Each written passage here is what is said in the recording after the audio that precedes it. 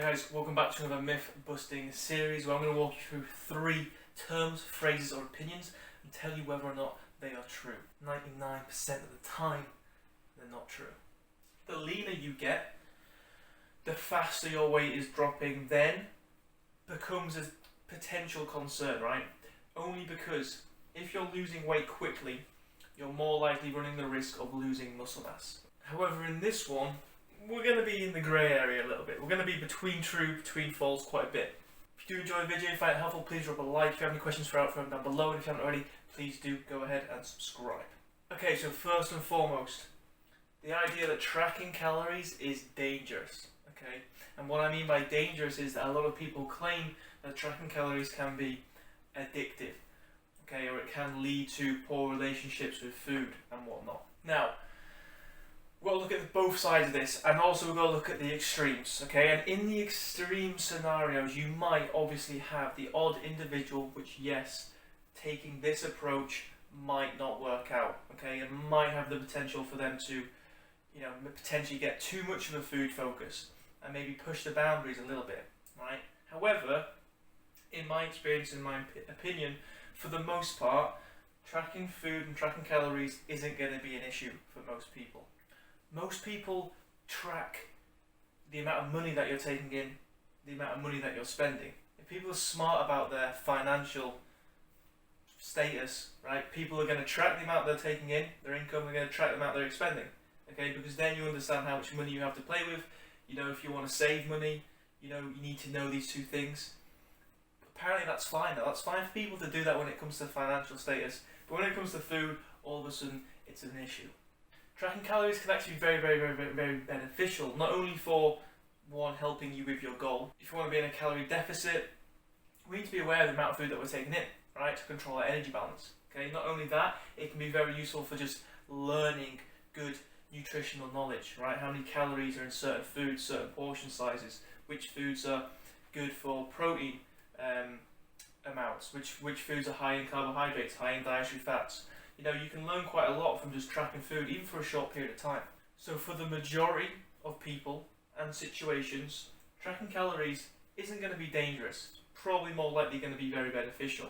However, obviously, yes, we have to be aware that in some extreme cases, for some individuals, has the potential to maybe not suit them and maybe push the boundaries a little too much. Secondly, fast weight loss is bad. So the idea that if we're losing too much weight too quickly, then that potentially has the means of backfiring or working negatively, let's say, on our health or on our goal. Now, this kind of is a yes and no area, right? And it's going to depend on a lot of different factors. A lot of different factors that probably don't have time to go through right now, so I'll try and keep it short. Some of those factors include how much body fat you have to lose, right? If you have a lot more body fat to lose, losing weight quicker initially probably isn't going to be an issue, right? The leaner you get, the faster your weight is dropping then becomes a potential concern, right? Only because if you're losing weight quickly, you're more likely running the risk of losing muscle mass, okay? Weight loss is different to fat loss, okay? We're talking about losing weight quickly. That means it can come from muscle mass if certain things aren't on point. So if you're leaner and you're still losing weight quickly, then there is the potential concern that some of it might be coming from muscle mass, which we probably don't want, okay? But if you're holding more body fat, that's probably less of an issue. Secondly and thirdly, when it comes to retaining muscle mass, protein intake and muscle retention and even sleep are going to play big roles in maintaining muscle mass. So if you're nailing those 3 factors and you're still dropping weight relatively quickly, then you're probably still going to be okay in terms of retaining muscle mass. However, if you're dropping weight very quickly and you're not prioritizing or focusing on nailing protein intake, resistance training, sleep, then again we run the risk of potentially losing muscle mass. Lastly, there's no set number on how much weight is too much weight and how quickly you're losing it, right? What I would say is, though, anywhere from like 1 to 3 pounds, if you're losing that on like a weekly basis, and again, going back over those 3 factors that we just talked about, if you're making sure you're nailing them, you're probably going to be absolutely fine, okay? when you start pushing the boundaries further than £3 on a consistent basis, then potentially, again, depending on what we've just spoken about, you might potentially want to control that rate a little bit more, maybe slow it down, okay? But it's definitely going to come down to those factors that we've spoken about, the individual and the situation at hand.